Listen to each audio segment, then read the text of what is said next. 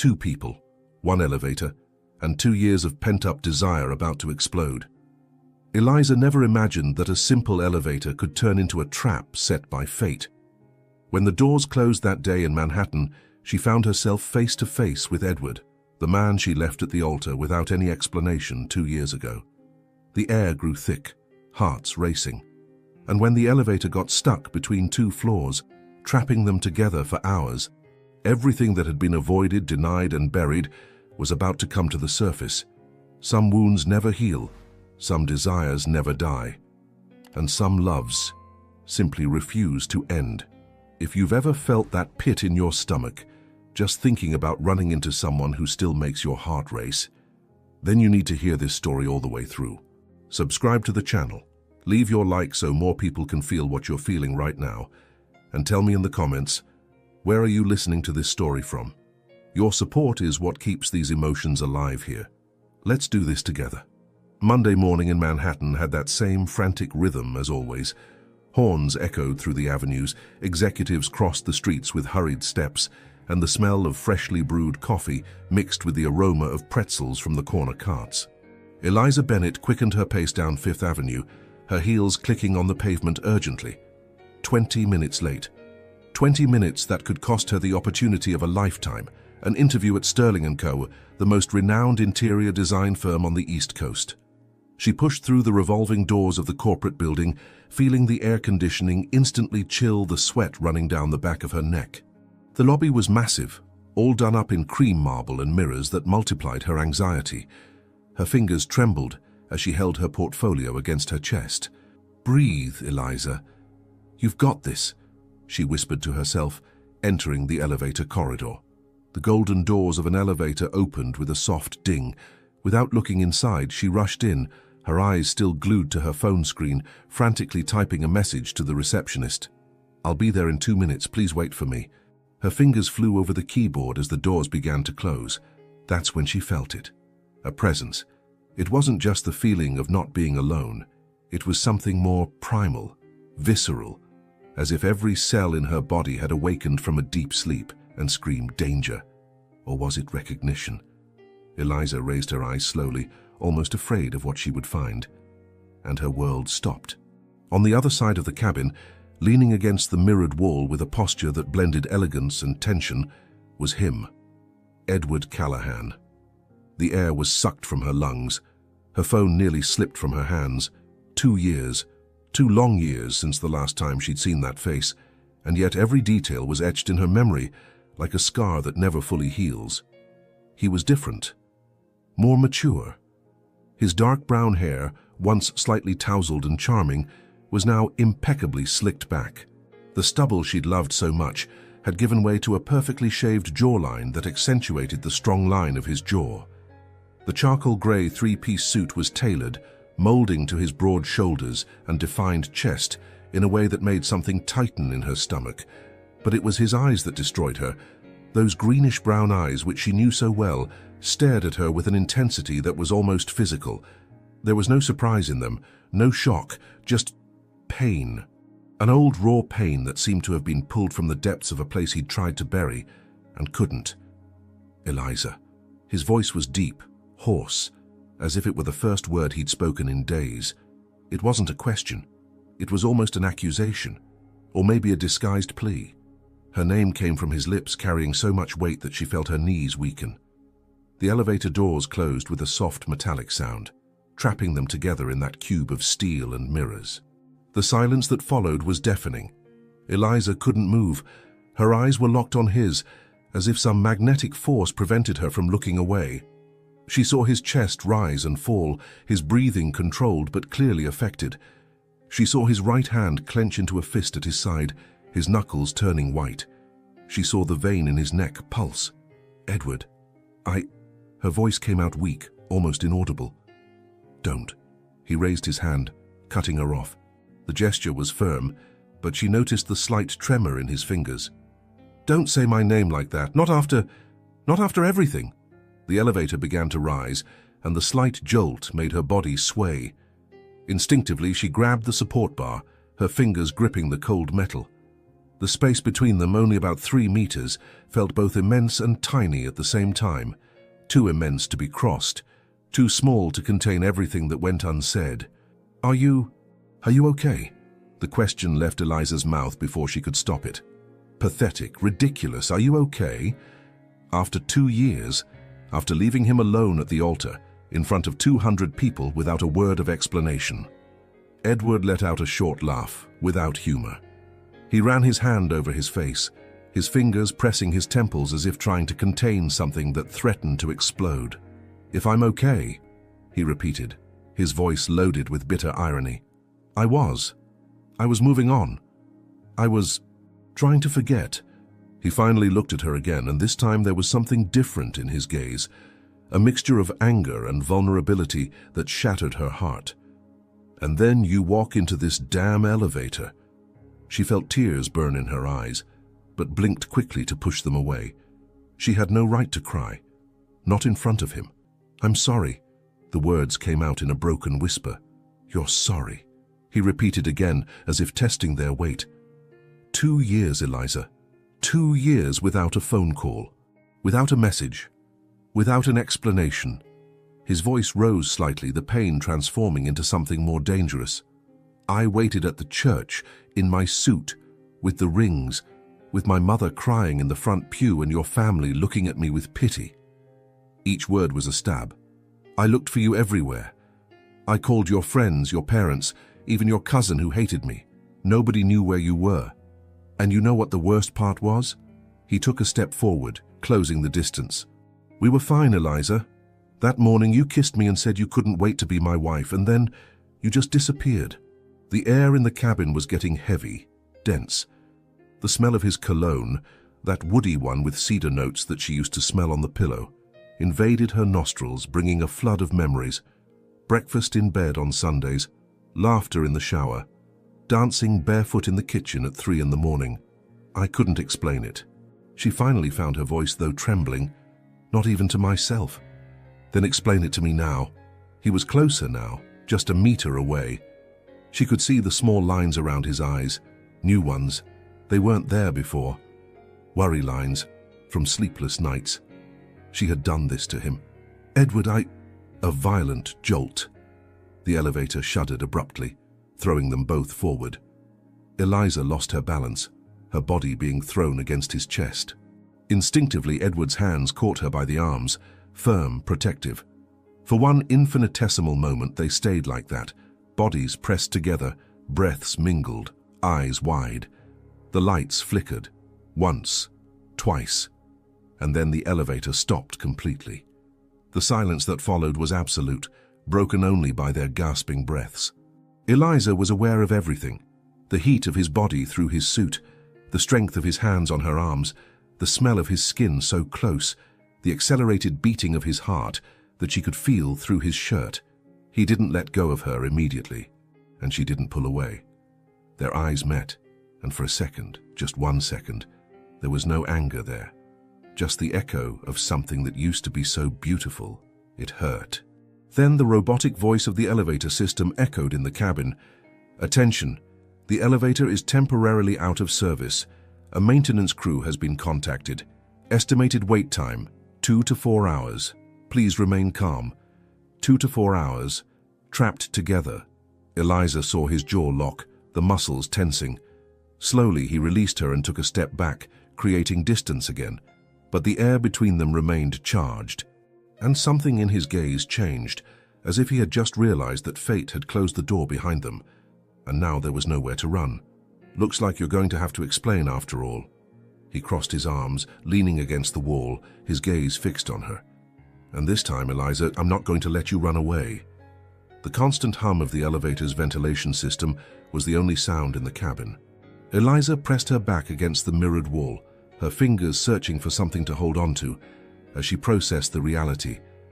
2 to 4 hours. Trapped. With him. Panic began to rise up her throat like boiling water. Not because of the confined space, but because of the man who was just a few steps away, arms crossed over his chest, his penetrating gaze fixed on her as if he was seeing through all the layers of armor she'd built around herself over the past 2 years. Edward remained silent, but his body spoke volumes. The rigid posture, the locked jaw, the way his fingers drummed rhythmically against his bicep, a nervous tic she knew well. He only did that when he was trying to control intense emotions. The air conditioning blew softly, but the atmosphere felt claustrophobic. The smell of his cologne filled every cubic inch of oxygen, mixing with the metallic scent of steel and something slightly sweet, maybe the mint gum he always chewed when he was stressed. Can you press the emergency button again?" Eliza's voice sounded weak, almost pathetic to her own ears. Edward tilted his head slightly, a bitter smile touching the corners of his mouth. "Already did. 3 times. The message was clear, Eliza. We're going to have to wait." The way he said "we" made something twist inside her. There was no "we" anymore. She'd made sure of that when she got in that taxi at 5 in the morning on their wedding day and told the driver to drive. Anywhere. Away. She slid slowly down the wall until she was sitting on the floor, hugging her legs against her chest. The skirt of her navy blue dress, the one she'd carefully chosen for the interview, thinking it would make her look confident and professional, was now wrinkled. But that didn't matter anymore. Sterling and Coburn must have already written off her candidacy. Another lost opportunity, another time she'd let something important slip away. "It was always like this with you, wasn't it?" Edward's voice cut through the silence, low but sharp as a blade. She raised her eyes. "Like what?" "Running."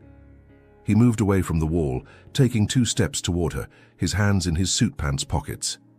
"When things get tough, when you need to face something real, you run." The words hit their target like well-aimed arrows. She felt tears burn again, but this time she couldn't hold them back. One rolled down her face, then another. "You don't understand," she whispered. "Then make me understand." His voice exploded in the cabin, reverberating off the steel walls. He was no longer in control. The anger, the pain, everything was leaking through the cracks. "Give me a reason, Eliza. One reason that makes sense for why I spent 2 years wondering what I did wrong." He crouched down in front of her, balancing on his heels, forcing her to look at him. His eyes were red, gleaming with a mixture of fury and something more dangerous, hope. As if a part of him, against all logic, still wanted to believe there was an explanation that made it all worthwhile. "You didn't do anything wrong." The words came out broken. "You were perfect, and that was the problem." Edward blinked, confusion replacing anger for a moment. "What?" Eliza wiped the tears with the back of her hand, her breathing coming in short sobs. You are perfect, Edward. You had everything planned. The house in Greenwich, the brilliant career in corporate law, the family that adores you, the influential friends, and I..." She let out a humorless laugh. "I was the girl who barely graduated from community college, who grew up in a 1-bedroom apartment in Queens, who never really had anything of my own. Eliza." "No." She raised her hand, stopping him. The floodgates had opened, and now there was no stopping it. "Every time your mother looked at me at those family dinners, I saw it. I saw the disappointment. The silent question, is this the woman my son chose? And your friends from the firm, with their Yale and Harvard-educated wives, talking about trips to Tuscany and summer houses in the Hamptons, while I didn't even know which fork to use. I never cared about any of that." His voice was lower now, but loaded with an intensity that made her stomach churn. "But I cared," she practically shouted, her voice echoing in the cabin. "I cared because I loved you too much, Edward, because every day with you I felt smaller. Not your fault, it was never your fault. But I looked at you and saw everything I would never be, and I was afraid. I was so afraid that one day you'd wake up and realize it too." The silence that followed was heavy, dense as fog. Edward didn't move, just stared at her with an expression she couldn't decipher. Shock, sadness, still anger. Slowly, he let himself drop to the floor in front of her, legs stretched out, back against the opposite wall. His tie was slightly crooked now, the first button of his shirt open. He ran his hands through his hair, undoing the perfect styling. "You think I cared where you came from?" His voice was hoarse, loaded with emotion. "You think I wanted to marry a diploma or a bank account? No, I know you didn't.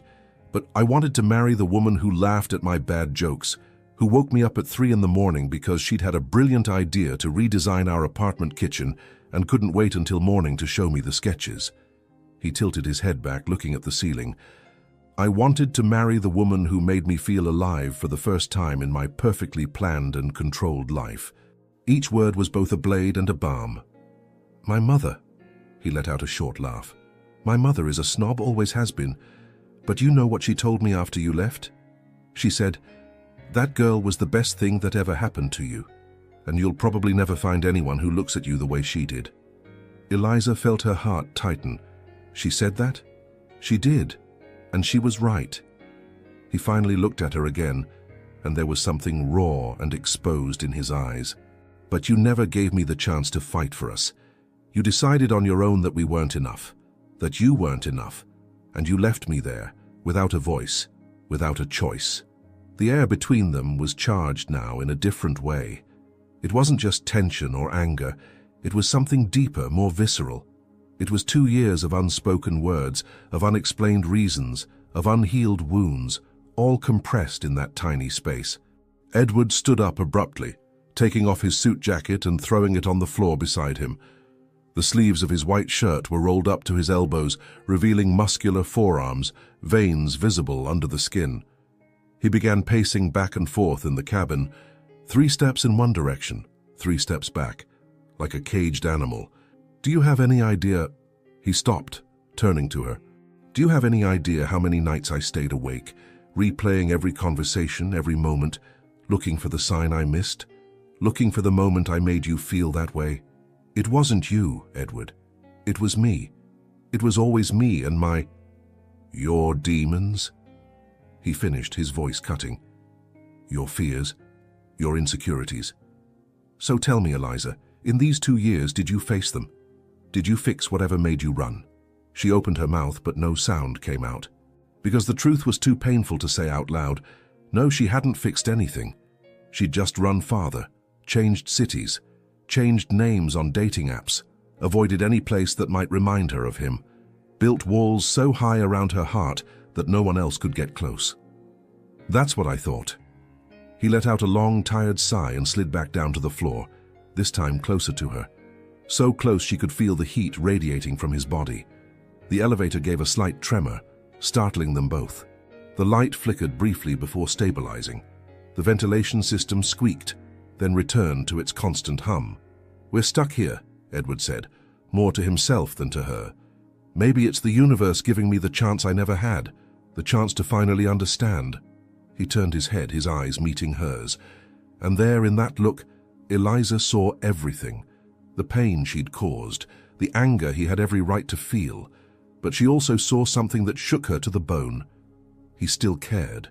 After everything, after 2 years, after the humiliation and the pain, some part of him still held something for her. Edward. She whispered his name, and this time it sounded different. Not like an apology, not like an explanation, but like a plea. He didn't respond with words. He just kept looking at her, as if he were memorizing every feature of her face, the shape of her eyes, the curve of her lips, the small scar on her left eyebrow from when she'd fallen off her bike at 8 years old, and then slowly, he extended his hand, not to touch her, just left it there, in the space between them. An offering, a choice.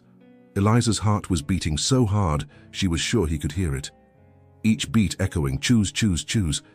She looked at his hand, at the long, strong fingers that once knew every inch of her skin, at the scar on his index finger from when he cut himself trying to fix her bike, at the blue pen mark on his wrist from his habit of taking notes on his skin when he forgot his notebook. And then, trembling, she extended her own hand and touched his. The contact was electric. The touch of their hands remained suspended in the air. It wasn't a firm grip, nor an intertwining of fingers. It was something more hesitant, more fragile, as if they both knew that this contact could either rebuild or destroy what was still left between them. Eliza felt the texture of his skin against hers, slightly rough, warm, real. Each line of his palm was a memory. Each callus on his fingers told a story she'd abandoned before the ending. His thumb moved almost imperceptibly, tracing a small circle on the inside of her wrist, exactly where her pulse was racing. He felt it. He knew the effect he had on her. Your heart is racing. Edward's voice came out low, almost a hoarse whisper that reverberated in the silent cabin. Eliza couldn't deny it. It would be useless. "I know. Fear?" he asked, his eyes searching for hers. "Or something else?" She swallowed hard. Her throat was dry, words stuck somewhere between truth and self-preservation. But there was no running away anymore. Not here. Not now. The elevator had become a steel confessional, and fate was the silent judge. "It's not fear," she finally admitted, her voice trembling. "Or maybe it is. Fear of what I feel, of what I've always felt." His fingers squeezed hers gently, a silent encouragement to continue. Eliza closed her eyes for a moment, gathering courage from somewhere deep inside her, a place she'd locked away when she got in that taxi 2 years ago. When she opened her eyes again, there were tears, but also determination. "I ran because I loved you too much, Edward." The words began to pour out, each one carrying years of silence. "People always say that love conquers all, that it's enough. But what about when you love someone so much you feel like you'll disappear into them, when you look at that person and see everything you'll never be?" Edward remained silent, but she saw the change in his eyes, the anger beginning to give way to something more complex, confusion, maybe even a hint of understanding. "Every time you introduced me as your fiancé," she continued, her voice gaining strength, "I saw the pride on your face. And I wondered when that pride would turn into disappointment, when you'd realize that the girl who created interior layouts in scribbled notebooks didn't belong in your world of million-dollar contracts and charity dinners." "Eliza, let me finish. Please." She squeezed his hand, anchor and plea at the same time. "I woke up next to you every morning and thought, today's the day. Today he'll figure it out. Because you deserve someone who could walk beside you, not someone who was always trying to catch up." She let out a bitter laugh, wiping tears with her free hand. "And the more you loved me, the more I felt like a fraud. Like I'd tricked you somehow. Like at any moment you'd wake up and see the truth. And what truth would that be?" His voice was lower now, tinged with something that sounded dangerously close to pain. "That I wasn't good enough for you." The words came out in a broken whisper, but echoed in the cabin like a scream. The silence that followed was absolute. Even the hum of the air conditioning seemed to have stopped. Edward let go of her hand, and for one terrible moment, Eliza thought he was going to pull away, create distance again, that the truth had finally been too much. But then he moved. Not away. Closer. He slid across the floor until he was sitting next to her, their shoulders almost touching against the mirrored wall. She could feel the heat radiating from him, the smell of his woody cologne mixed with something distinctly Edward, a combination of soap, coffee, and something she could never quite identify, but that always made her feel at home. "You think I was perfect?" He finally spoke, his voice loaded with an emotion she couldn't name. "You saw me as this untouchable man on a pedestal?" Eliza could only nod. Edward let out a laugh, but there was no humor in it, just a kind of painful disbelief. "Eliza, I was terrified." She whipped her head around to look at him. "What?" "Every single day," he continued, staring at the opposite wall, as if the words were easier to say without looking at her. "I woke up and wondered when you'd realize how boring I was. The predictable corporate lawyer with his planned life, no adventure, no spontaneity." He ran his hand through his hair, a frustrated gesture. "You were light, Eliza. You walked into a room and transformed everything. Laughed too loud in fancy restaurants and didn't care when people stared. Danced in the kitchen at 3 in the morning, wearing my shirt and funny flamingo socks. Created entire worlds with your hands, spaces that made people feel at home." His voice grew thicker. "And me? I was just the guy who knew how to quote legal codes and negotiate contracts, who wore gray suits and had predictable dinners with the same clients every week. I looked at you and thought, when is she going to realize there's a whole world out there full of people more interesting, more creative, more alive than me?" Eliza felt like the floor had disappeared beneath her. "Edward, I know."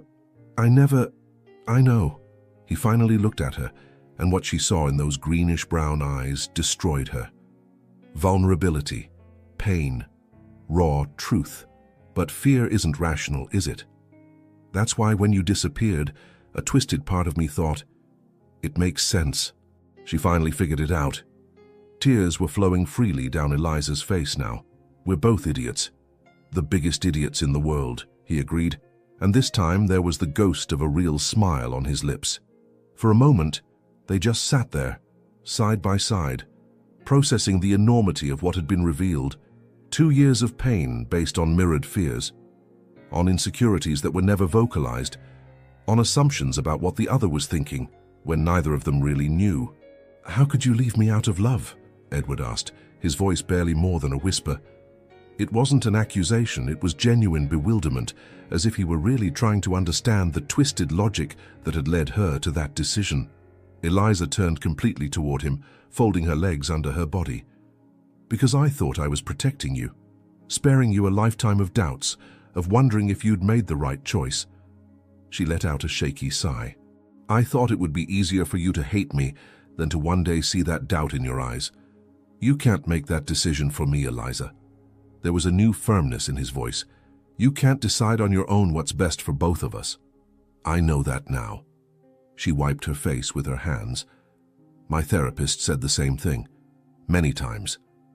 "You went to therapy?" He seemed genuinely surprised. "I started 3 months after I ran.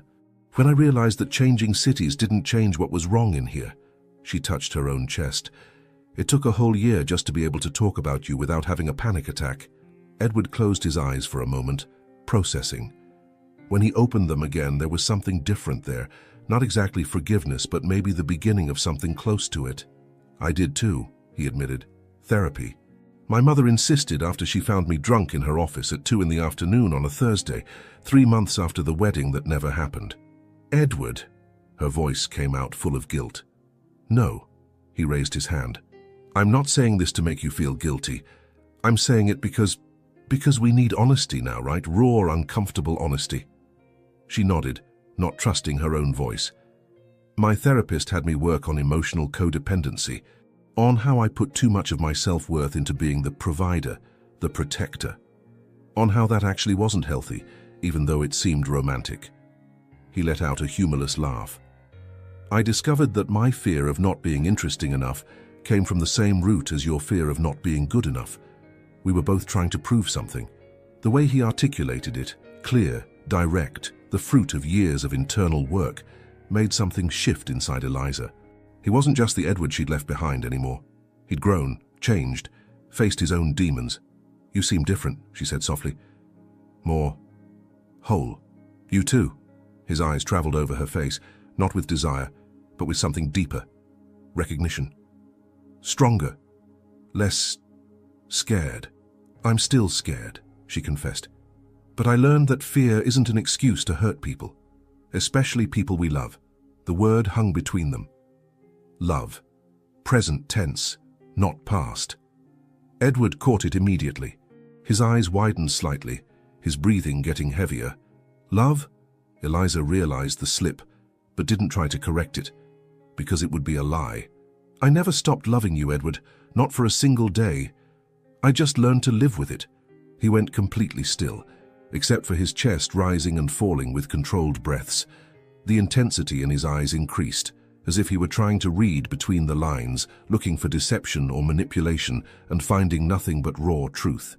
2 years, he murmured more to himself. 2 years thinking you didn't love me. 2 years building this narrative in my head that maybe you never really loved me, that it was all—" "No," Eliza interrupted, her voice firm. "It wasn't a lie. Nothing we lived was a lie. It was real, terrifyingly real, so real it made me run." Edward turned completely toward her, their knees now touching. The space between them was minimal, the air charged with something new. Not just tension or anger, but something more dangerous. Recognition. The memory of what they used to be. "Say it again." His voice was hoarse, loaded. "What?" "That you love me." His eyes searched hers, vulnerable and intense at the same time. "Say it again." Looking into my eyes. Eliza's heart was beating so hard it hurt. She could feel her pulse in her neck, in her wrists, in her temples. This was the moment. The choice. She could pull back, create safe distance, protect herself from the possibility of more pain, or she could finally be brave. Eliza held his gaze, letting him see everything, the fear, the pain, the regret, but also the love. Always the love. "I love you, Edward Callahan." Each word came out clear, firm, true. "I loved you when I met you, loved you when I said yes, loved you when I ran, and I love you now, even knowing I probably don't deserve that right anymore." Something broke in his eyes, a dam that had held back 2 years of emotions. He moved even closer, his hands coming up to hold her face, his thumbs wiping the tears from her cheeks. "Don't say you don't deserve it," he whispered, so close now that their breaths mingled. "Not when I spent 2 years trying to stop and couldn't." "Edward." His name came out like a sigh, a plea, a question, and he answered in the only way that made sense. He kissed her. But first, he stopped millimeters from her lips, giving her the choice. Always the choice, and she chose. The kiss didn't happen. Not yet. Edward stopped millimeters from her lips, so close that Eliza could feel the heat of his breath grazing her mouth. So close that if she leaned in just a fraction, the space between them would disappear. But he didn't close the distance, and she understood why. 2 years ago, she'd taken away his choice, had decided for both of them. And now, even with all the tension vibrating in the air like static electricity, even with his hands holding her face as if it were something precious and fragile, he was giving back to her what had been stolen from him. Choice. Edward. She whispered his name, eyes closed, heart beating so hard she was sure it echoed off the elevator walls. "Open your eyes." His voice was hoarse, loaded with an emotion that made her skin prickle. "If we're going to do this, I need to see you. Really see you."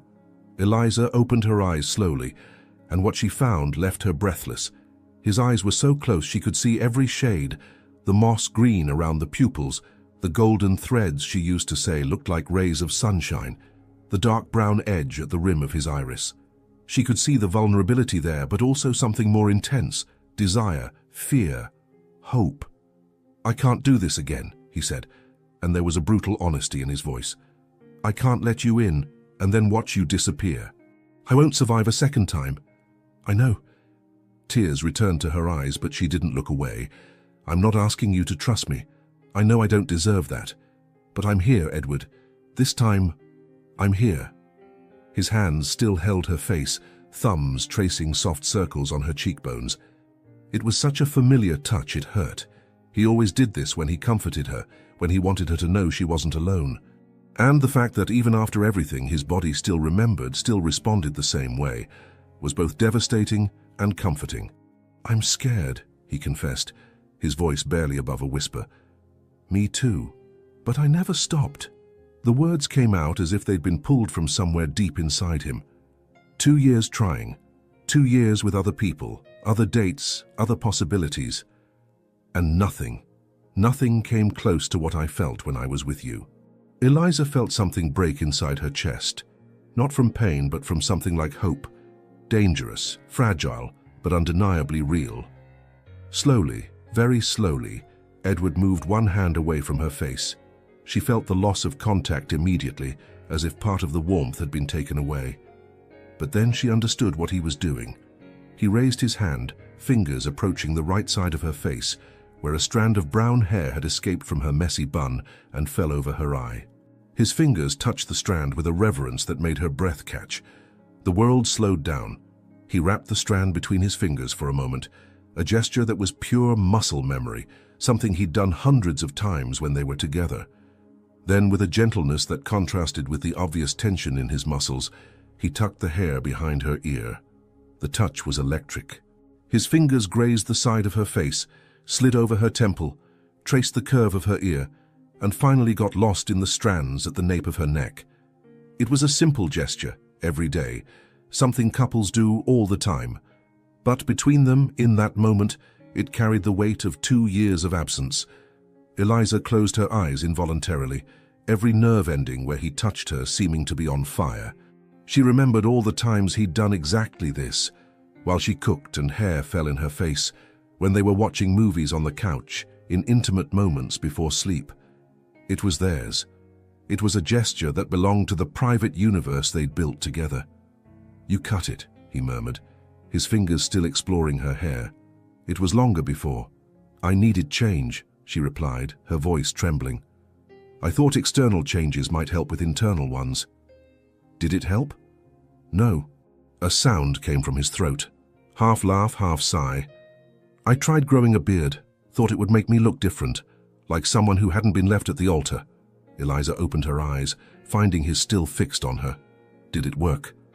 For 2 weeks. Then my mother said I looked like a depressed lumberjack and my secretary refused to schedule meetings until I shaved. This time there was a genuine touch of humor in his voice. Apparently, denial has aesthetic limits. She couldn't help it. A small laugh escaped. And hearing that sound, even trembling and wet with tears, made something soften in his face. I missed that, Edward said, and there was a different quality to his voice now. Less guarded, more real. Your laugh. The way you laughed at the silliest things. I haven't been laughing much, she admitted. Me neither. The air conditioning chose that moment to fail. The constant hum that had been the soundtrack to their conversation ceased abruptly, leaving an almost oppressive silence, and with the absence of cool air, the heat began to rise. Within minutes, the temperature in the cabin changed noticeably. New York's June heat seeped through the steel walls, transforming the small space into something stuffy, dense. Eliza felt a drop of sweat form at the nape of her neck and slowly trickle down her spine. The fabric of her dress began to stick slightly to her skin. She saw Edward run his hand across his forehead, wiping away the moisture that was beginning to form. He pulled back slightly. Not much, but enough to create a bit of space between them so they could breathe. With deliberate movements, he began rolling up his shirt sleeves, exposing the forearms Eliza knew so well. The defined muscles, the brown leather wristwatch, the small scar near his elbow from when he'd fallen off his bike at 12. She looked away, trying to focus on anything other than the way his shirt fabric now clung to his chest, marking the contours she'd memorized with her hands, with her mouth, with every inch of skin. It's hot, he said unnecessarily. It is, she agreed, pulling her own hair into an improvised ponytail, exposing her neck. She didn't miss the way his eyes followed the movement, briefly fixing on the curve between neck and shoulder, a place he used to kiss, that he said was his favorite. The silence stretched, but it wasn't uncomfortable. It was charged, intense, full of unspoken things and unforgotten memories. Edward slid further down the wall, stretching out his legs. Without thinking much, without asking permission, Eliza adjusted herself too, and somehow they ended up sitting side by side, shoulders touching, thighs almost brushing. It was casual proximity, the kind that people comfortable with each other naturally assume, except there was nothing casual about it. Every point of contact was hyper-conscious. She could feel his heat through the fabric, could hear his breathing getting slightly heavier with the rising temperature, could smell him intensified by the heat, cologne, sweat, skin. Remember when the air conditioning broke in our apartment? Edward said suddenly, his voice loaded with dangerous nostalgia. Eliza felt her stomach flip. In July, it was unbearable. You convinced me to buy that ridiculously expensive fan at Target at 10 at night, because you refused to sleep with the windows open because of mosquitoes. I was right. You woke up covered in bites the next day. There was a smile in his voice now, genuine, and she could hear it as clearly as she saw the ghost of it on his lips. And you spent the whole morning putting ointment on every single bite, she continued, her own voice softening with the memory. Even the ones on my back where I couldn't reach. You kept complaining that the ointment was cold. It was cold. It felt like gel. They laughed. A small laugh, but real. And with it, something shifted. It wasn't forgiveness. It wasn't forgetting. But it was recognition that they'd been happy once, that there was something there worth remembering. Edward turned his head to look at her, and she did the same. Their faces were close again, but this time there was no tension. Just curiosity, recognition. I used to dream about you, he confessed, so quietly she almost didn't hear. Me too. Nightmares? Sometimes. Other times they were worse. How so? They were good. She held his gaze. I'd dream we were together, that nothing had happened, and then I'd wake up and remember. His hand moved on the floor between them, his fingers brushing hers. Not a grip, just contact. "The worst dream I had," he said, his voice hoarse, "was you marrying someone else. I was in the audience watching, and you looked at him the way you used to look at me. Edward, I woke up in a panic, checking your Instagram for the 1,000th time, looking for signs that you'd moved on. I deleted it," she admitted. "All social media. I couldn't see your photos, couldn't watch you moving on without me. I wasn't moving on." He interlaced one finger with hers, then another. "I was just existing. Me too." Their breaths had synchronized. Breathe in, breathe out, breathe in, breathe out. The heat in the cabin was almost unbearable now, but neither of them moved to create distance. Instead, almost imperceptibly, they got closer. His forehead touched hers, a light touch, questioning. She didn't pull away. She closed her eyes, letting the moment exist, feeling the heat of his skin, the slightly damp texture of sweat, the devastating familiarity of being so close to someone her body still recognized as home. "Eliza," he whispered, her name a prayer and a question. "I'm here," she replied, and this time it sounded like a promise. Their breaths met in the small space between their faces. Hot, heavy, loaded with 2 years of absence and repressed desire. And then finally, after so much hesitation, so much pain, so much fear, their lips touched. The kiss began softly, almost hesitant, as if both were testing waters they'd navigated 1,000 times before, but that now seemed like uncharted territory. His lips brushed hers with a tenderness that contrasted violently with all the accumulated tension. It was a silent question. Is this still ours? Does it still belong to us? And Eliza's answer was to lean in closer, deepen the contact, let her lips respond what words couldn't. Yes, it always was. It always will be. His taste invaded her senses. Coffee, mint, and something indefinable that was purely Edward. Something she'd forgotten and remembered simultaneously, as if her body held memories her mind tried to erase. Her fingers rose instinctively, finding the fabric of his shirt, holding on, anchor and plea. Edward let out a low sound in his throat, half sigh, half moan, that reverberated through her body like a wave.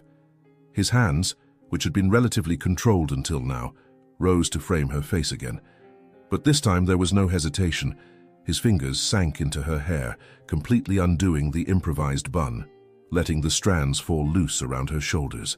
He pulled back for a moment, just enough to look at her. His eyes were dark, pupils dilated, breathing heavy and irregular. There was something wild there, something that had been kept under rigid control and now threatened to break free. 2 years, he murmured, his voice hoarse and loaded. 2 years thinking you didn't love me. 2 years trying to hate you. Did you manage? She asked, knowing the answer, but needing to hear it. No. The word came out like confession and accusation. Not for a second. He pulled her back, and this time the kiss was different, more urgent, more desperate. 2 years of longing condensed into every movement of lips, every touch of tongues, every shared breath. It was anger and love, pain and healing, ending and new beginning all at once. Eliza felt her back meet the elevator wall as Edward leaned over her, the weight of his body pressing against hers in a way that was both familiar and devastatingly new.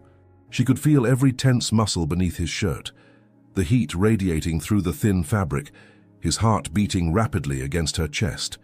His hands descended from her face to her neck, thumbs caressing the line of her throat, feeling the accelerated pulse there, then to her shoulders, tracing the outline of her collarbones through the fabric of her dress. Each touch was reverent and hungry at the same time, as if he were memorizing and rediscovering simultaneously. "Edward," she whispered against his lips, his name coming out between one kiss and another. "Don't." He captured her mouth again, deeper. "Don't talk. Not yet. Just let me feel this. Feel you." And she obeyed. Let the sensations take over. His taste, the woody smell of cologne mixed with sweat, the texture of his skin under her hands. She hadn't even noticed when she started exploring, but now her fingers were under his collar, feeling the heat at the base of his neck, the beating pulse. His lips left her mouth, trailing a path along her jaw, descending to that sensitive spot just below her ear that always left her breathless. And when he pressed his lips there, sucking lightly, she couldn't contain the low moan that escaped. She felt his smile against her skin. Still there then. What? She could barely form the word. Her head tilted to the side, giving more access. Your weak spot. He nibbled lightly on her earlobe. You always melted when I kissed here. Your ego. She tried to sound annoyed, but it came out more like a breathless sigh. Still unbearable. You still love it. He looked at her again, and there was something different in his eyes now. Less guarded, more vulnerable. Don't you? The question hung between them, heavy and significant. It wasn't about the kiss. It wasn't about the moment. It was about everything. Yes, she answered, without hesitation this time. Unbearably. Something broke in him. She saw the exact moment it happened. The last resistance. The last piece of protection he'd built around his heart. And then he kissed her again, and there was nothing gentle about it anymore. It was hunger. It was 2 years of absence. It was anger transformed into desire, pain transformed into need. Her hands found the buttons of his shirt, trembling slightly as she tried to unbutton them. She didn't think, didn't question, just acted on pure instinct, on muscle memory, on need. Eliza. His voice was a warning but also a plea. I know, she whispered against his lips. I know this doesn't fix everything, that it doesn't erase what happened. But Edward, I need to feel you. I need to know this is real. He held her hands, stopping the movement. For one terrifying moment she thought he was going to refuse. That rationality had finally won. But then she saw the conflict in his eyes, desire versus caution, heart versus head. If we do this, he said, his voice tense, if I touch you again the way I used to touch you, there's no going back, Eliza. I won't be able to let you go a second time. Then don't let me go, she replied, and there was a new certainty in her voice. This time I choose to stay, I swear. Promises, he murmured, but there was less conviction in the resistance now. You've made promises before, and I broke every single one. She didn't try to deny it, didn't try to soften it. But Edward, I spent 2 years learning the difference between running out of fear and fighting for love, and for the first time in my life, I want to fight. He studied her face, searching for signs of doubt, of hesitation. She held his gaze, letting him see everything. The fear was still there, but there was something stronger now. Determination, choice. Slowly, he released her hands. And then, with deliberate movements, he himself began to unbutton his shirt. The air in the cabin seemed to have become denser, charged with an electricity that made every hair on Eliza's body stand on end. She watched, mesmerized, as each button was released, revealing inches of tanned skin, his defined chest, the line of dark hair that descended to his abdomen. He hadn't changed much, maybe a bit more muscle, a more pronounced definition that spoke of hours at the gym, probably trying to exorcise demons through exercise. But it was the same body she'd memorized, the same body that had been refuge and home. You too, he said, his voice hoarse. It wasn't a command, it was a request, an equalization. With trembling fingers, Eliza reached for the side zipper of her dress. She saw his eyes follow the movement, the intensity there almost physical. The sound of the zipper descending echoed loudly in the cabin's silence. She hesitated for a moment, not from shame, but from the weight of what this meant. It wasn't just sex. It wasn't just desire. It was vulnerability in its rawest form. It was trusting that he wouldn't hurt her, even though he had every right to. Eliza. The way he said her name made her eyes meet his. You don't have to. I want to, she interrupted. I want you to see me, really see me. Not the scared girl who ran away, but who I am now, with all the scars, all the fears, but also with all the courage it took me 2 years to find. He nodded, almost imperceptibly, and then she let the dress slip off her shoulders, sliding down to her waist, exposing her skin. The way he looked at her, as if he were seeing something sacred and forbidden at the same time, made her heart race dangerously. He moved closer, but didn't touch. just watched, his breathing getting heavier with each second. "You have a new tattoo," he finally said, his eyes fixed on a small design near her ribs that she didn't have before. "A swallow," she confirmed, touching the delicate design. "I got it 6 months after I left. Swallows always return home. But you didn't come back." "I didn't come back because I was afraid you wouldn't be my home anymore." The words came out in a whisper. "I was afraid I'd destroyed the only thing that made me feel whole." Edward finally touched, not the tattoo but the skin just above it, his hand flat over her ribs, feeling her breathing, her heartbeat. "And now," she placed her hand over his, "now I know that home isn't a place you find. It's a place you choose every day, and I choose you, Edward. Even with fear, even without knowing if it'll work out, I choose you." The last barriers broke. He pulled her against him with an urgency that took her breath away. Bodies pressed together, skin against skin, heat against heat. The kiss that followed had no more hesitation. It was pure need, pure desire, pure surrender. His hands explored, rediscovering every curve, every line, every place he used to know by heart. Hers did the same, tracing the muscles of his back, feeling the tension there, the contained strength, the control that was dangerously close to unraveling. "Say it again," he murmured against her mouth between kisses that were getting deeper, more desperate. "I love you." Kiss. "I choose you." Another kiss. "I'm not leaving." And with each word, she felt the last layers of his resistance dissolve, until there was nothing between them but whispered promises and heated skin.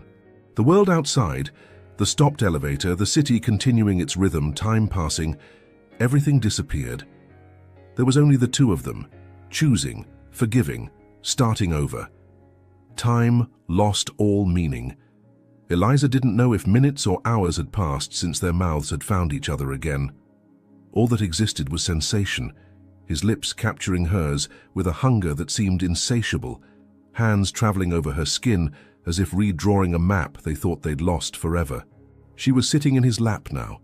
She wasn't sure how she'd gotten there, just that their bodies had moved on instinct, seeking proximity, eliminating any space that still existed between them. Her legs wrapped around his waist, arms coiled around his neck, fingers buried in the dark hair that had always been so soft to the touch. Edward groaned low against her mouth when her nails lightly scratched his scalp, and the sound reverberated through her body like an electric current. She felt his hands slide down her bare back, descending the curve of her spine, fingers exploring each vertebra, each inch of skin as if it were sacred territory that needed to be reclaimed. "Eliza!" Her name came out between gasping breaths, loaded with so many emotions she couldn't separate one from another.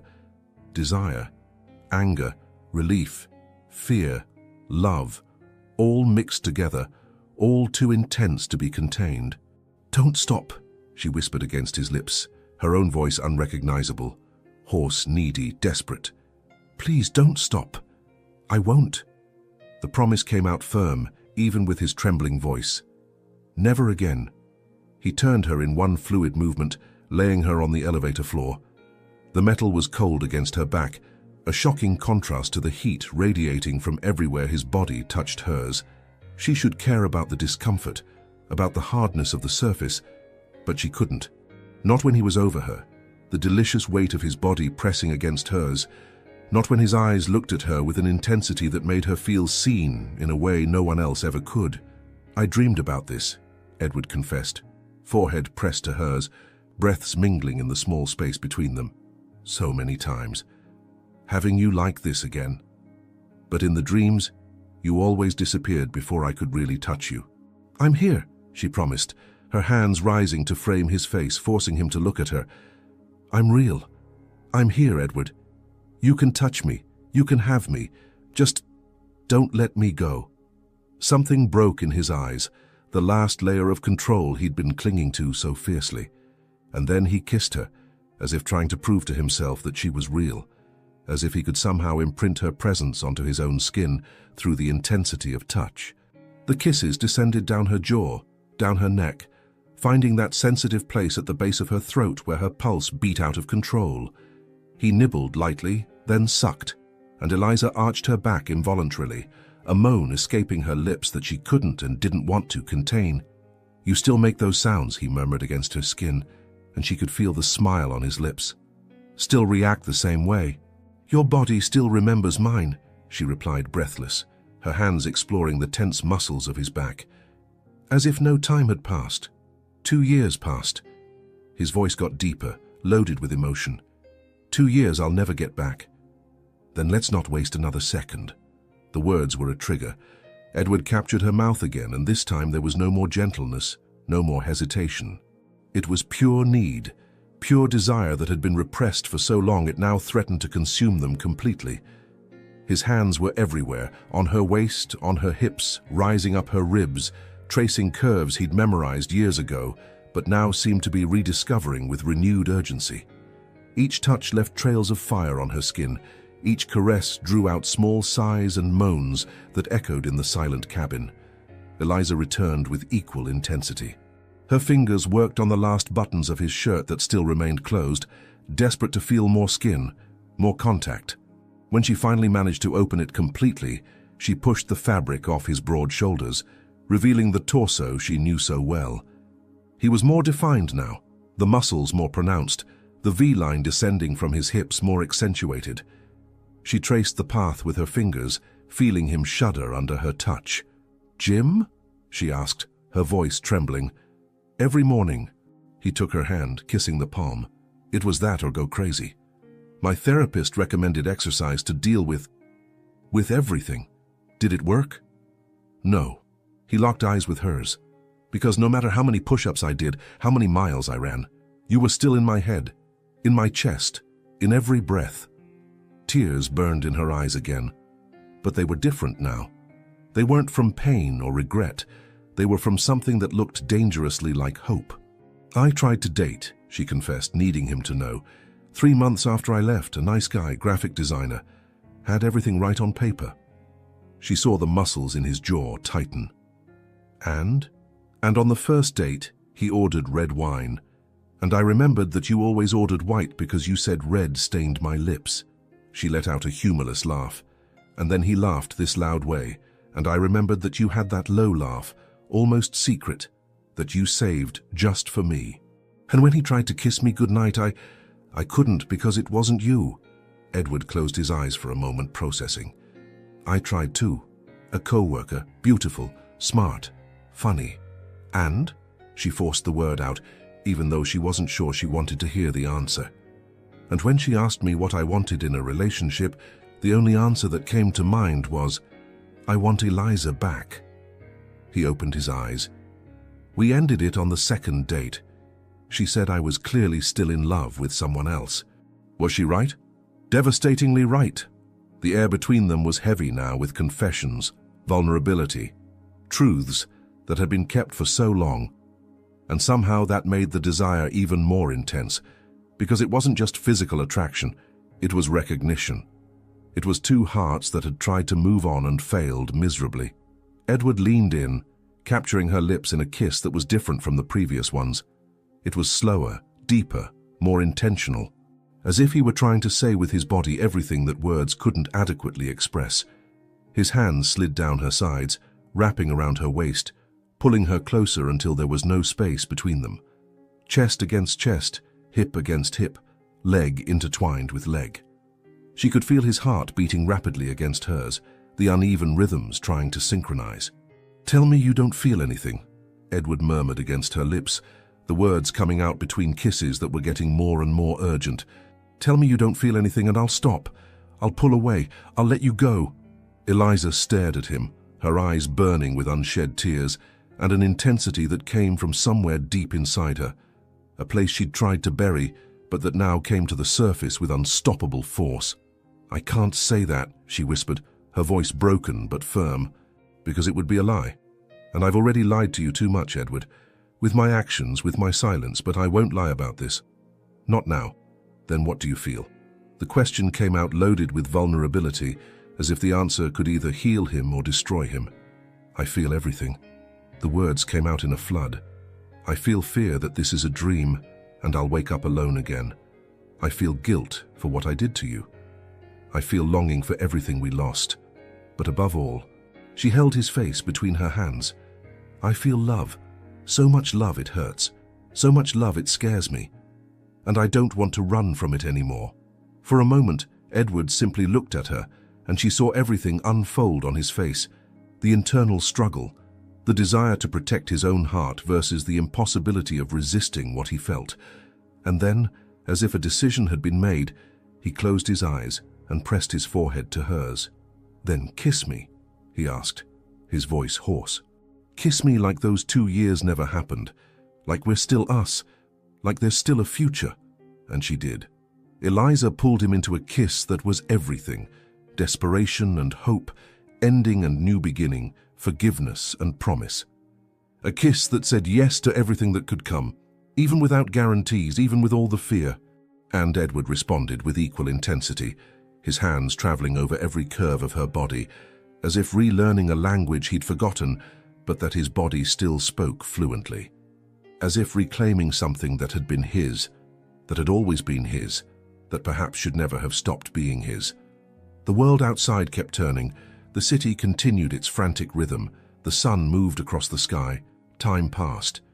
But there, in that elevator cabin stopped between floors, time belonged only to them. And for now, that was all they needed.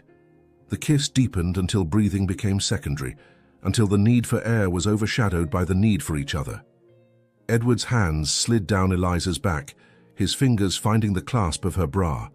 He hesitated for just a second. One last pause, one last chance to pull back. "Don't stop," she whispered against his lips, reading the hesitation. "Please, Edward, I need to feel you. I need to know this is real." The clasp opened with a soft click. Eliza felt the fabric loosen, and then his hands, large and warm, slid over her shoulders, taking the straps with them.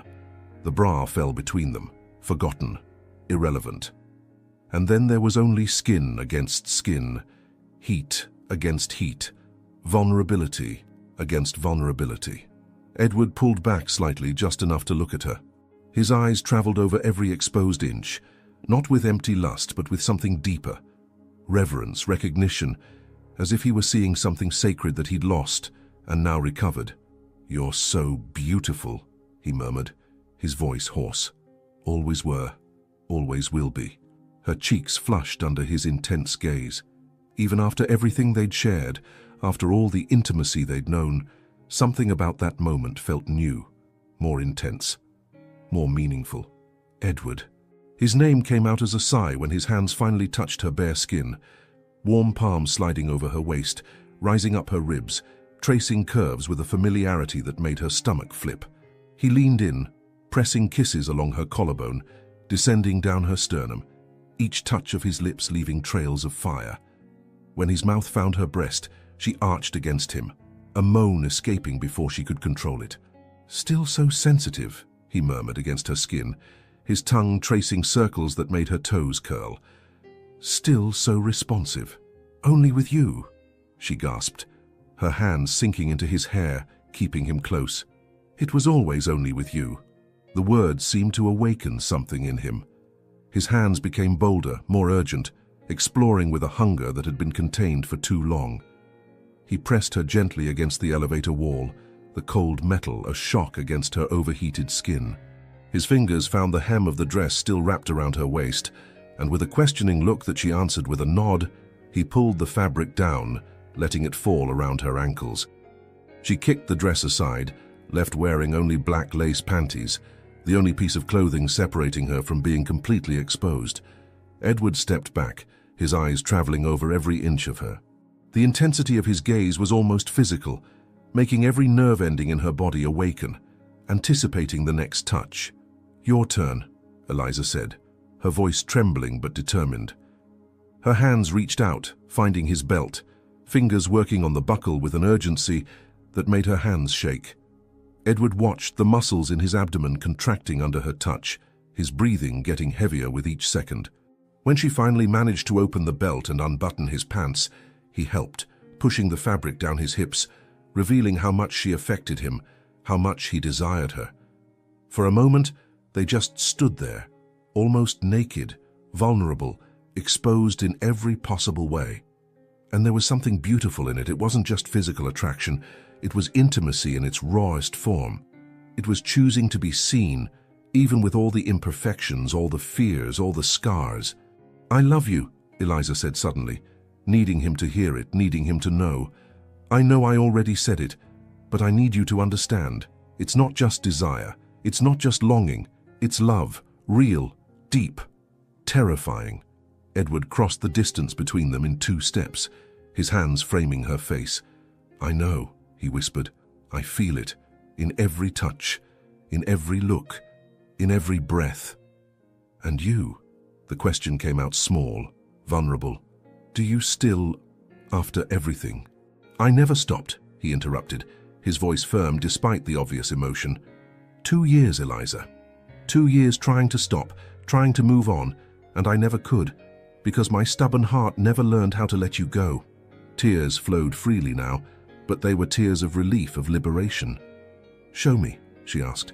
"Show me how you feel. Not with words. Just show me." And he showed her. Edward lifted her easily, his hands gripping the backs of her thighs as her legs wrapped around his waist. He turned her, supporting her back against the elevator wall again, and this time there was no cold metal, just the heat of his body pressing against every inch of her front. The kisses became more urgent, more desperate. Their mouths met and separated only to seek new areas of skin to explore. The neck, the shoulders, the ear, every place that used to draw out moans, every sensitive spot that had been memorized years ago and now was rediscovered. Eliza's hands traveled over his back, feeling the muscles contracting under her touch, nails lightly scratching when the sensation became too intense to contain. She felt his muscles trembling with the effort to control himself, to go slow when every fiber of his body clearly wanted to rush. "You don't have to go slow," she whispered in his ear. "Not with me. Never with me." "I want it to last," he replied, his voice so hoarse it was barely recognizable. 2 years, Eliza. It's not going to be quick. Not when I've waited this long." He laid her back down on the floor, but this time there was more care. He took his own jacket that had been discarded earlier and folded it, placing it under her head as a pillow.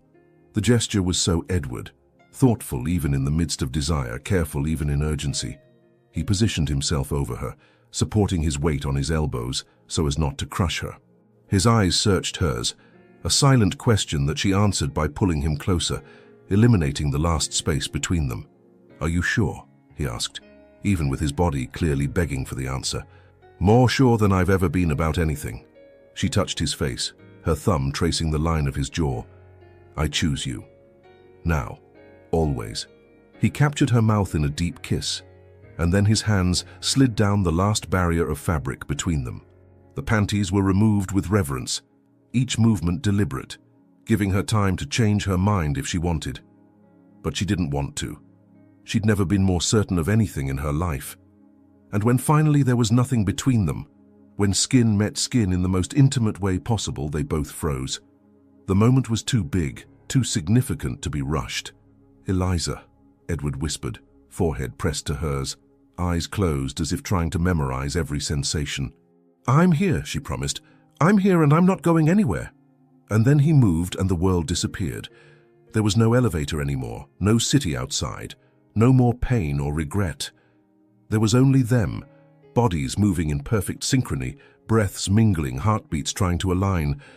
It was slow and urgent at the same time, gentle and desperate, familiar and completely new. Each movement was a silent conversation, each touch a promise, each moan a confession. "God, Eliza," Edward gasped against her neck, control beginning to slip. I know," she managed to say, her own words fragmented by waves of pleasure. "I know. I feel it. Her hands were everywhere, on his back, on his shoulders, buried in his hair, scratching his skin. Marking him, reclaiming him, making sure he was real and not just another cruel dream. The movements intensified, urgency increasing. Broken words mixed between kisses and gasping breaths.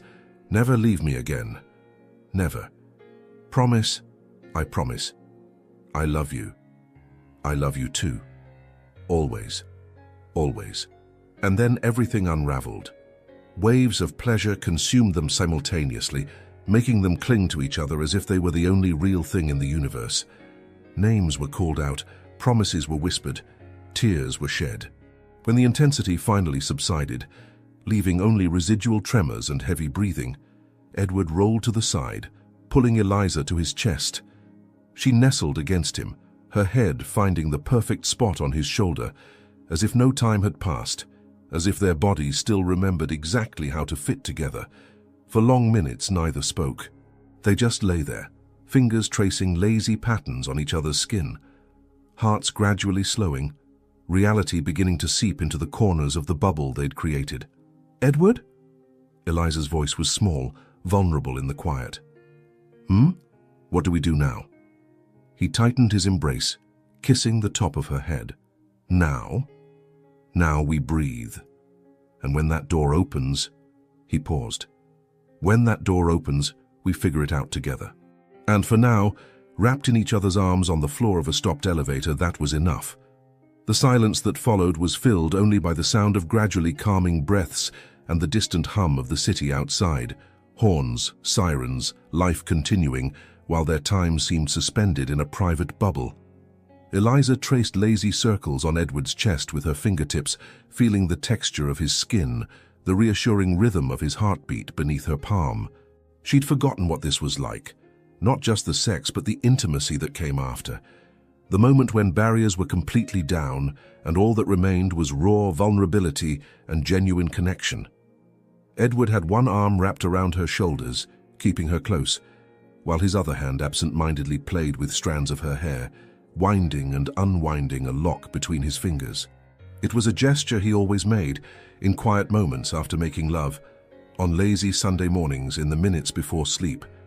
It was so Edward that it made her chest tighten. "You still do that?" she murmured, breaking the silence. "What? Play with my hair?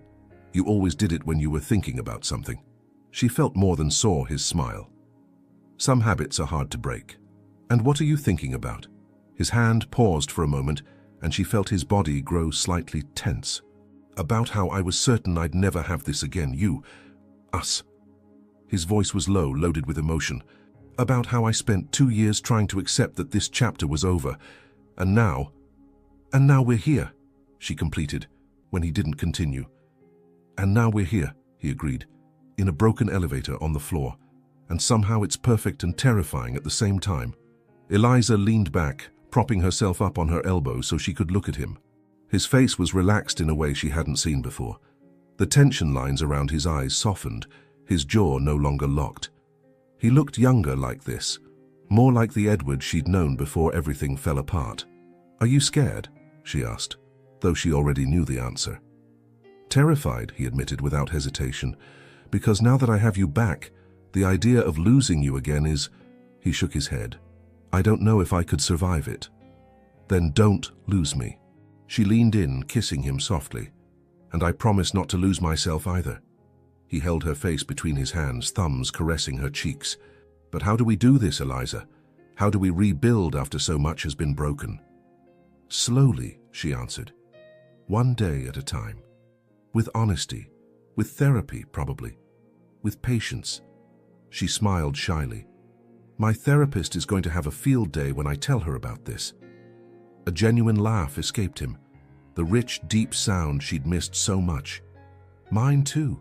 I spent the last 3 sessions talking about mindfulness techniques for dealing with unexpected encounters with ex-fiancés. Clearly didn't work. Maybe the universe didn't want it to work. Or maybe the universe is a sadist," he joked, but there was lightness in his voice now. "Locking us in an elevator, forcing confrontation. Or maybe," Eliza said thoughtfully, "maybe the universe knew we were both too cowardly to do this on our own. That we needed to be forced to face what we were avoiding." Edward considered this, his fingers returning to play with her hair. "Were you avoiding running into me?" "Every single day."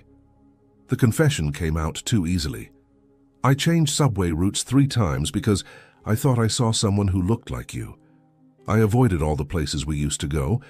I even changed coffee shops because the barista reminded me of the way you ordered your macchiato. With extra cinnamon and oat milk," he said automatically. "With extra cinnamon and oat milk," she repeated, smiling sadly. "I remember everything, Edward. every detail, every little thing. It's like my brain archived every memory of us in high definition and refused to delete anything. Mine too. He pulled her back to his chest where she fit perfectly. You know what was the worst? When something good happened. A promotion at work. Winning an important case. And the first thought was always, I need to tell Eliza. And then I'd remember that I couldn't, that you were gone. Guilt pressed on her chest like a physical weight. Edward, Don't. He interrupted gently. Let's not do that now. Let's not go back to guilt and regret. We've been through that. We've said what needed to be said. Then what do? We stay here, in this moment, where you're in my arms and I'm in yours, where there's no pain or hurt. Just us. Eliza nodded against his chest, letting her eyes close. She could hear his heart steady beat comforting. She could feel the heat of his body enveloping her like a blanket. She could smell the mixture of cologne, sweat, and something indefinable that was purely him. I missed you, she whispered. Really, not just this. She gestured vaguely at their intertwined bodies. But you, talking to you, laughing with you, just being with you. I missed you too. His voice was thick. Every single day. Minutes passed, maybe many, maybe few. Time had lost meaning again. Eliza felt her eyes getting heavy, her body relaxing completely for the first time in 2 years. There was something about being in his arms that made all the stress, all the tension simply melt away. Eliza, You're really not leaving this time? The question was asked in a small voice, vulnerable, so different from the confident lawyer who'd entered the elevator. She opened her eyes, tilting her head to look at him. I promise, and I know my promises aren't worth much after what I did, but they are, he interrupted. They are because you're here, because you stayed, because you fought against every instinct to run and chose to face this. Face you, she corrected. Face us, he said, because it's not just about me or about you, it's about what we built, what we can build again. With stronger foundations this time, she added. No lies, no hiding fears. With communication, he agreed, even when it's hard, especially when it's hard. And therapy. Definitely therapy, together and separately. And patience. Lots of patience. They smiled at each other, small smiles, but real. And there was something precious in that. It wasn't naivety. It wasn't pretending that 2 years of pain could be erased with good sex and well-meaning promises. It was recognition that the road ahead would be difficult, but that maybe, just maybe, it would be worth traveling together. Edward shifted, reaching for the jacket he'd used as a pillow and pulling it over both of them like a makeshift blanket. It didn't offer much warmth, but it was the gesture that mattered. Care, protection, tenderness. How much longer do you think we have until they rescue us? Eliza asked, nestling closer. 2 to 4 hours, the message said. Probably an hour has already passed. So maybe 1 or 2 more. Probably. Good. She kissed his chest lightly. Because I'm not ready for the real world yet. Me neither. His arms tightened around her. Here is simple. Out there is complicated. Out there has consequences, she agreed. Explanations. People who will have opinions. Your family. Your family, she countered. Friends. Co-workers. My partner's wife who organized the bridal shower and never forgave me for wasting the expensive china. Eliza let out a laugh, genuine and light. God, I'd forgotten about Carol. She must hate me. She's definitely not your #1 fan, Edward admitted. But that's a problem for later. A problem for when that door opens. And what do we do until then? He tilted his head, capturing her lips in a slow, deep kiss. When they separated, both were breathless again. I think we can come up with something, he murmured against her mouth.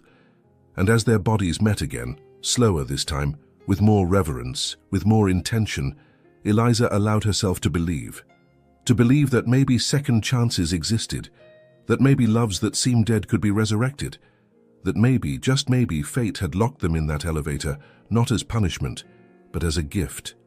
One last chance to get it right, and she wasn't going to waste it. Reality began to seep in slowly, like morning light filtering through closed curtains. They had gotten dressed, Partially, at least. Edward was just in his pants, his shirt forgotten in some corner of the cabin. Eliza had put her dress back on, though wrinkled and crooked.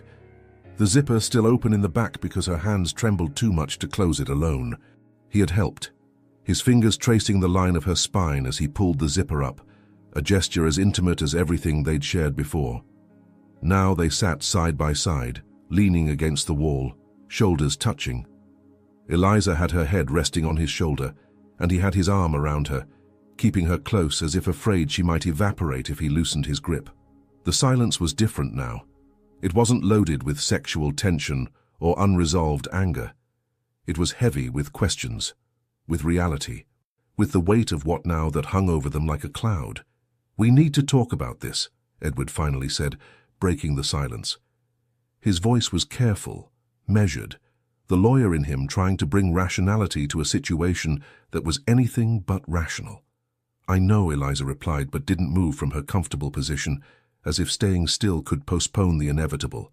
"What happened here?" He paused, choosing his words. It was incredible. It was real. "But Eliza, we still have 2 years of baggage. 2 years of pain that doesn't disappear just because we had amazing sex in an elevator," she completed, a touch of humor in her voice trying to mask the underlying fear. "Yes," he admitted, and she could hear the reluctant smile. "That too." Eliza forced herself to sit up straight, turning to face him. It was time to be an adult. To be honest, not to run from difficult conversations. "You're right," she said. "Sex doesn't solve problems. It doesn't build trust. It doesn't erase what happened. But it also didn't change what I feel," Edward added quickly, as if afraid she might misinterpret, "or what we just shared." "I know." She took his hand, intertwining their fingers. "But we need to be realistic. 2 years ago I ran because I was terrified, and Edward, the truth is, I'm still terrified." She saw the muscles in his jaw tighten, but he didn't pull his hand away. "Of what?" "Of everything." The word came out in a sigh. "Of not being good enough, of disappointing you again, of building something beautiful and watching it crumble because I couldn't deal with my own demons. And what's changed?" The question wasn't accusatory. It was genuinely curious. "You said you went to therapy, that you worked on yourself, but you're still scared." "Fear doesn't disappear, Edward. I learned that." She squeezed his hand. "But I learned to live with it, not to let it make decisions for me. Before, when fear came, I ran. Now I'm trying to stay and face it." "Trying," he repeated, focusing on the word. "But you're not sure you can." "Nobody's sure of anything," she replied. "But I'm here, aren't I? Even with the fear, even with all the uncertainty. I chose to stay in this elevator with you. I chose to have this conversation instead of creating distance. That has to count for something." Edward was silent for a long moment, processing. When he spoke again, his voice was softer. "It does. It counts for a lot, actually." "And you?" Eliza asked, turning the question around. "What are you feeling, besides the obvious physical attraction that still exists between us?" A smile pulled at the corners of his mouth. "Besides the undeniable chemistry that almost killed me with desire these last... How long have we been here anyway?" "You're avoiding the question." "I am," he admitted, "because the answer is complicated. We have time." She gestured to the stopped elevator. "Unless you have somewhere else to be." He let out a short laugh. "I missed my 2 o'clock meeting. My boss is probably sending me 16 angry text messages right now." "I missed my interview," she remembered. "The one that could have changed my career. You can still call, explain, they'll understand." "Will they?" She made a face. "Hello. Sorry for being late. I got stuck in an elevator with my ex-fiancée, and we ended up reconnecting." "Maybe skip the last part," he suggested, his eyes gleaming with humor. It was good to laugh together, easy, natural, as if no time had passed. But then, the moment passed, and reality returned. "Edward, seriously," Eliza pressed. "What are you feeling about all of this, about us?" He sighed, running his free hand through his hair, a nervous gesture she knew well. "I feel like I want to believe we can make it work. That what we just shared means something beyond nostalgia and repressed desire. But I also feel scared. The admission seemed to cost him something. Scared of opening up again and being left. Scared of investing again and watching you disappear. Because, Eliza, you almost destroyed me, and I worked really hard to rebuild myself. The words hurt, but she knew she needed to hear them. I know, and I'm sorry. Don't apologize again, he interrupted gently. We're past that. But I need you to understand, if we're going to try again, it can't be a half-hearted attempt. It can't be, let's see what happens. It needs to be real commitment, with all the hard work that comes with it. Couples therapy, she said. Definitely, from the beginning. Honest communication, even when it hurts. Especially when it hurts. No running when things get tough. For either of us, he emphasized. Because I have my issues too. My therapist helped me see how I tended to suppress difficult feelings instead of expressing them. How I tried to fix problems instead of just being present with them. Eliza nodded, absorbing. So, we both have work to do. A lot of work. And there are no guarantees. None, he agreed. We can do everything right and it still might not work. Or we can do everything right and build something stronger than before. Or that, he admitted, and there was cautious hope in his voice now. Eliza took a deep breath, gathering courage. So here's my proposal. We take it slow. No moving in together immediately. No rushing back to where we were. We start from scratch. Dates.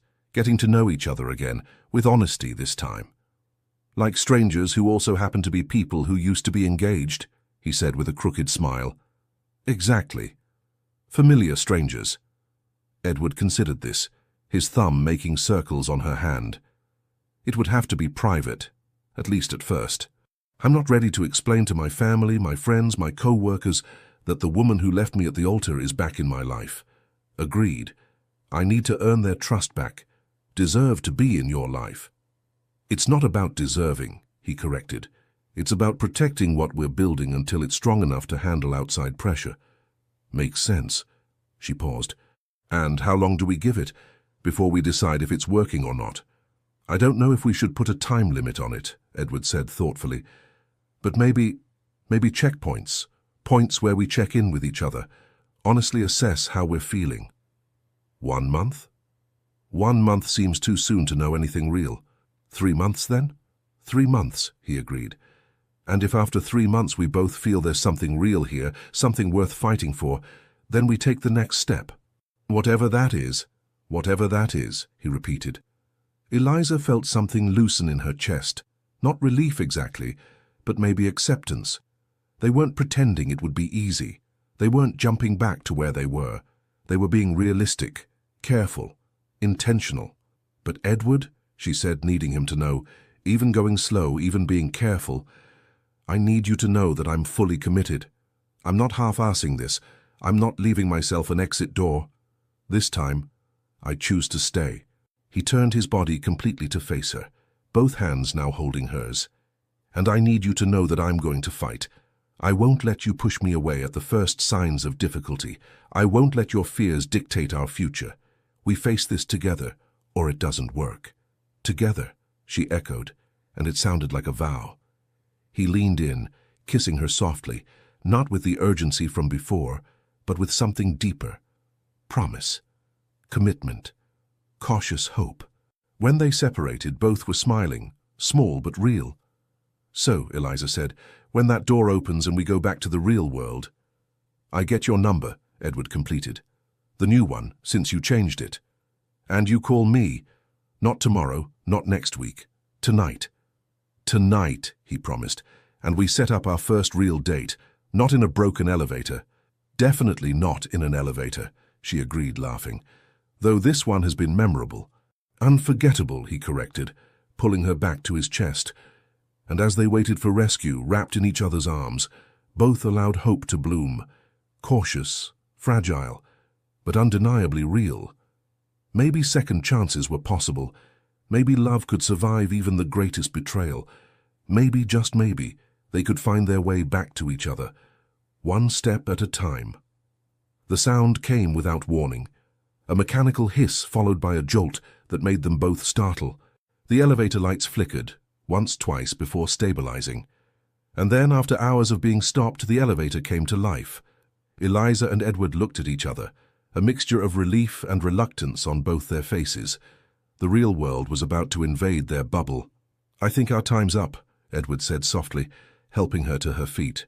They moved quickly, adjusting clothes, smoothing hair, trying to look minimally presentable. Edward picked up his jacket from the floor, shaking it out before putting it on. Eliza tried to arrange her hair into some kind of order, her fingers working to undo the knots that had formed. "You have—" Edward gestured to his own neck. "What?" She touched her neck and then understood. Heat rose to her cheeks. "A mark?" "Several, actually," he admitted, looking both proud and guilty. "Sorry, I got carried away." "You got carried away?" She pulled at her dress collar, trying to see in the mirror. There were 3 distinct purple marks descending down her neck. "Edward, this looks like I was attacked by a teenage vampire." "A very passionate vampire," he corrected, smiling. Despite the situation, she couldn't help but smile back. "My scarf, in my bag pocket." She gestured to the purse that had been abandoned in the corner. "Can you get it for me?" He handed her the bag and she quickly pulled out a silk scarf, tying it around her neck so it covered most of the marks. It wasn't perfect, but it would have to do. "Better?" she asked. "Beautiful," he replied, but the way he looked at her made it clear he wasn't talking about the scarf. The elevator continued rising. 15th floor, 16th, 17th. Each illuminated number was a countdown to the end of their private world. "Edward," Eliza said suddenly, panic tinging her voice. "What if—" "Don't." He crossed the distance between them, holding her face. "Don't do that. Don't let fear in now. But what if we leave here and everything changes? What if in the light of day and reality you realize it was just a moment? Eliza, look at me." He waited until her eyes met his. This wasn't just a moment. It was 2 years of repressed feelings finally finding a way out. It was real. Is real. "Promise?" "I promise." He kissed her forehead. "And you promised not to run. So don't run now, even if it's just mentally." She nodded, taking a deep breath. "You're right. Sorry. It's just that—" "I know." He pulled her into a quick hug. "I'm nervous too. But we're doing this together, remember?" The elevator slowed, reaching the 23rd floor. The doors opened with a soft ding. On the other side was a small crowd. 2 maintenance technicians with tools, a man in a suit who was probably the building manager, and a paramedic with a first aid kit. "Are you okay?" the paramedic asked immediately, entering the cabin with trained eyes assessing them. "Is anyone injured? Any medical conditions we need to know about?" "We're fine," Edward replied, his voice returning to its professional, controlled tone. "Just a bit tired." "How long were we trapped?" 3 hours and 40 minutes, the building manager informed, consulting a tablet. "I apologize 1,000 times for the inconvenience. There was an electrical system failure on the 12th floor that affected this elevator. It's been resolved and all elevators have been checked." "We need you to sign some forms," one of the technicians said, extending a clipboard. "Standard protocol." While Edward dealt with the paperwork, always the meticulous lawyer, Eliza felt her phone vibrate in her bag. She pulled it out, the screen lighting up with notifications. 47 missed messages, 12 missed calls, various app notifications. Reality, indeed, had come back with force. "Miss?" The paramedic was in front of her now. "Would you like me to check your vital signs? Sometimes prolonged confinement can cause—" "No, thank you," Eliza interrupted gently. "Really? I'm fine. Your neck—" The paramedic frowned, looking at the scarf. "Are you in pain? Any difficulty breathing?" Edward coughed loudly, clearly trying to hide a laugh. Eliza glared at him before turning to the paramedic with what she hoped was a reassuring smile. "It's just a skin irritation. Allergy, nothing serious." "Allergy," Edward murmured behind her, so low only she heard. "Very creative." She stepped on his foot discreetly. After what seemed like an eternity of questions, forms, and safety checks, they were finally released. The building manager accompanied them to the lobby, still apologizing profusely and ensuring that the incident would be thoroughly investigated. When they finally reached the revolving doors leading to the street, Eliza hesitated. This was the moment. Once they crossed that door, they'd be back in the real world. A world with responsibilities, consequences, people who would ask questions. Edward must have sensed her hesitation because he reached out, taking her hand and squeezing gently. "Together," he reminded her. "Together," she echoed. They stepped out into the New York afternoon sun. The light was shockingly bright after hours in the dimly lit elevator. Eliza blinked, her eyes adjusting as she took in the familiar scene, people rushing, cabs honking, the relentless rhythm of the city continuing as if her world hadn't been turned upside down in the last few hours. "So," Edward said, turning to face her. They were on the sidewalk, people hurrying past them, but he focused only on her. "This is real, right? It wasn't just the elevator?" "It's real," she promised. "But Edward, I really missed that interview. And you missed your meeting. We have lives that need to be managed." "I know." He pulled his phone from his pocket. "Let me see.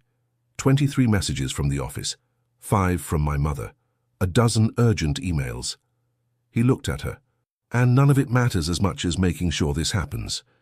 He opened a new contact on his phone and handed it to her. "Your number." With slightly trembling fingers, Eliza typed in her number.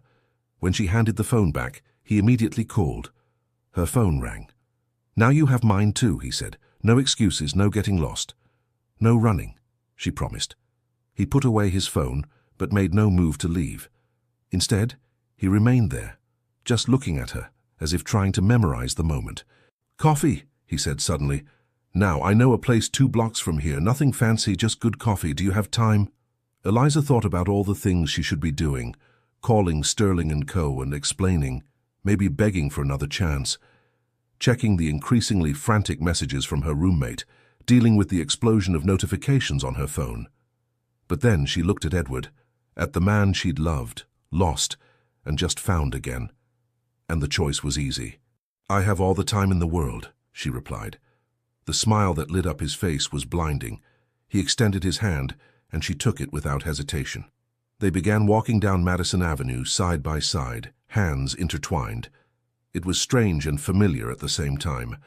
They'd walked these streets hundreds of times before, but now it was different, new, more cautious, but perhaps stronger for it. "You know what's funny?" Edward said as they walked. "I came to this building 3 times a week. Client meetings. And every time I got in that elevator, part of me thought, what if she was here? What if the doors opened and there she was?" "And what did you think you'd do?" Eliza asked. "Honestly? Most days I thought I'd turn around and walk away, to protect myself." He looked at her.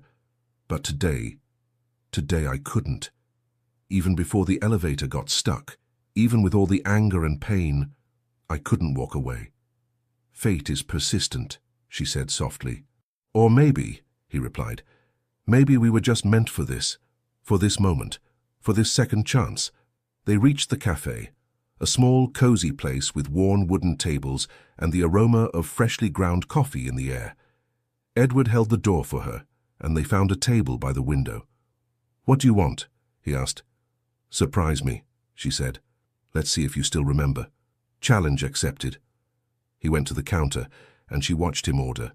Even from behind, she could see the confidence in his posture, the ease with which he interacted with the barista. But she also noticed the way he looked over his shoulder at her, as if making sure she was still there, that she hadn't disappeared. He returned minutes later with 2 cups.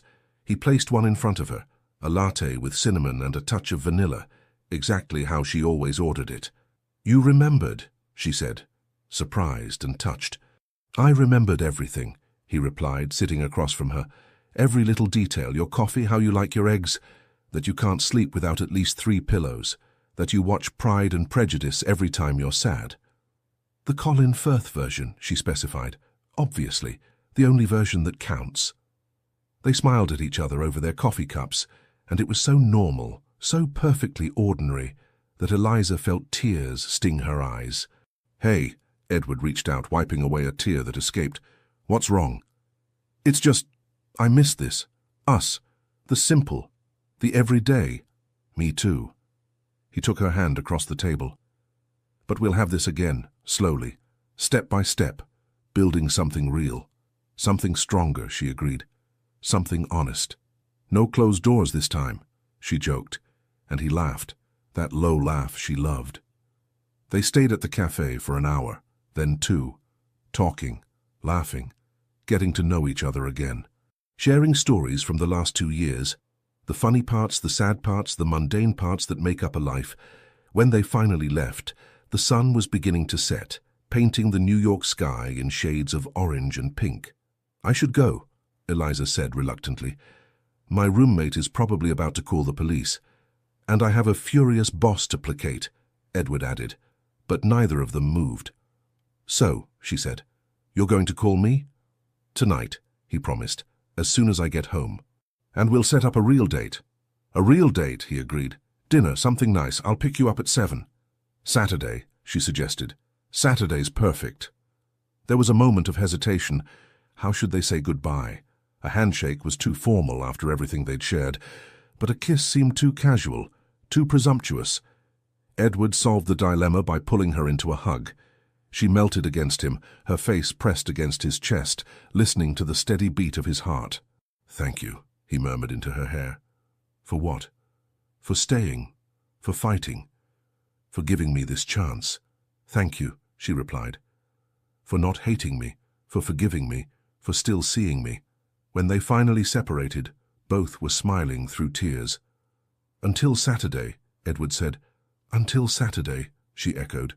And then, with one last look, one last wave, they turned and walked in opposite directions, but not far, never far again. As Eliza walked through the streets of Manhattan, her heart lighter than it had been in 2 years, she allowed herself to believe in second chances, in love that survives even the greatest storms, in fates that trap you in elevators to force necessary confrontations. Her phone buzzed, a message from an unsaved number. "Already missing you. E." She smiled, typing back.